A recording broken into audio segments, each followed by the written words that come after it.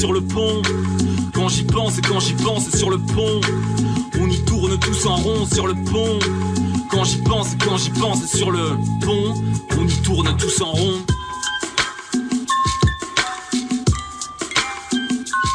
Chers audiovisionneurs, bonjour. Nous sommes le 30 août, il est 14h, je me trouve place de l'Horloge où je bois un petit café.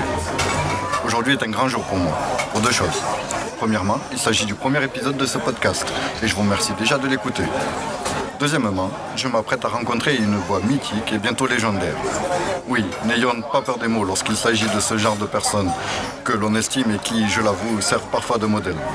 C'est donc Franck Ferrand, animateur sur Europe 1 de Au cœur de l'histoire et de L'ombre d'un doute sur France 3, que je m'apprête à rencontrer. La cause de sa présence dans la Cité des Papes est due à la délocalisation exceptionnelle de son émission en direct. En effet, il vient nous présenter les Luminescences d'Avignon, un spectacle parrainé par Europe 1. Il s'agit sans conteste là de l'événement avignonnais de cette fin d'été.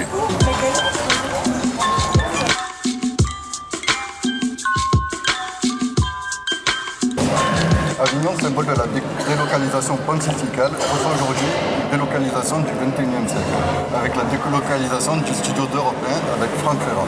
Pourquoi ? Les papes se sentaient sans doute peu exilés en Avignon, tellement leur palais est somptueux. Je pense qu'au contraire, ils se sont beaucoup plu ici. Il n'est que de voir à quel point ils n'ont cessé pendant les 6 règnes, 7 si l'on compte celui de Clément V, mais c'est vrai que Clément V ne vivait pas spécifiquement ici, enfin pas très longtemps. Ils n'ont cessé d'embellir la demeure, d'arranger leur séjour et de faire en sorte que l'administration qui les entourait se sente bien aux portes de ce comtat fenessin. Donc en fait, je pense que les papes étaient heureux d'être ici et nous l'étions alors particulièrement, car non seulement je trouve qu'on est dans un des plus beaux lieux d'histoire de France, mais en plus, après ce que nous avons vu hier soir, on ne peut que se louer de ce spectacle, les luminescences d'Avignon, c'est absolument magnifique et ça mérite évidemment d'être encouragé. Sinon, j'ai appris que vous aviez travaillé pour la base aérienne d'Istres. Lorsque j'ai fait mon service militaire et dans les 2 années qui ont suivi, il se trouve que j'ai été l'un des intervieweurs du ministère de la Défense. Je faisais ce qu'on appelle de l'histoire orale, c'est-à-dire que j'allais interviewer les anciens combattants souvent, ou les anciens généraux, etc. Et il m'est arrivé de venir assez régulièrement dans la région pour interviewer des généraux à la retraite, puisque c'est un lieu privilégié pour les retraites des officiers supérieurs et généraux. Et ça m'est arrivé aussi effectivement d'aller faire quelques interviews sur la base d'Istres, entre autres. Avignon, vous connaissiez ? Je connais Avignon depuis l'enfance, et le Palais des Papes aussi, et j'en ai toujours eu de bons souvenirs. Pour tout vous dire, c'est la première fois que j'ai le sentiment d'en percer véritablement tous les secrets. C'est-à-dire que pendant longtemps, ce Palais des Papes avait pour moi une dimension un peu mystérieuse, et je me rappelle que lorsque j'étais adolescent, j'avais du mal à imaginer que la papauté, que le Saint-Siège ait pu s'installer pendant plus de 60 ans ici. C'était presque inimaginable pour moi. Avec la maturité, c'est plus facile évidemment à visualiser. Donc là, vous avez une nouvelle formule de l'émission accordant plus de place au récit. Pourquoi ne pas avoir l'idée, peut-être que vous l'avez déjà, de sortir soit un livre audio ou un recueil de toutes de récits?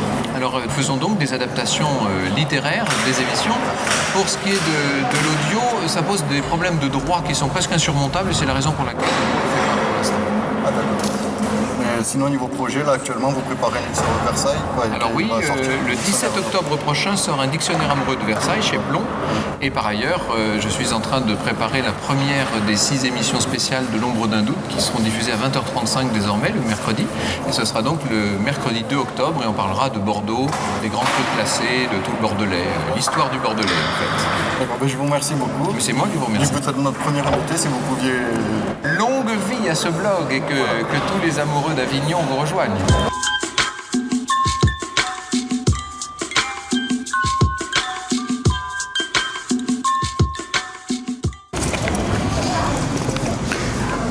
Voilà, chers audiovisionneurs, l'épisode numéro 1 de Sur le pont est terminé. On se quitte avec Dizzy Les et Scub dans Sur le pont. Sur le pont, quand j'y pense et quand j'y pense c'est sur le pont. On y tourne tous en rond sur le pont. Quand j'y pense et quand j'y pense c'est sur le pont. On y tourne tous en rond.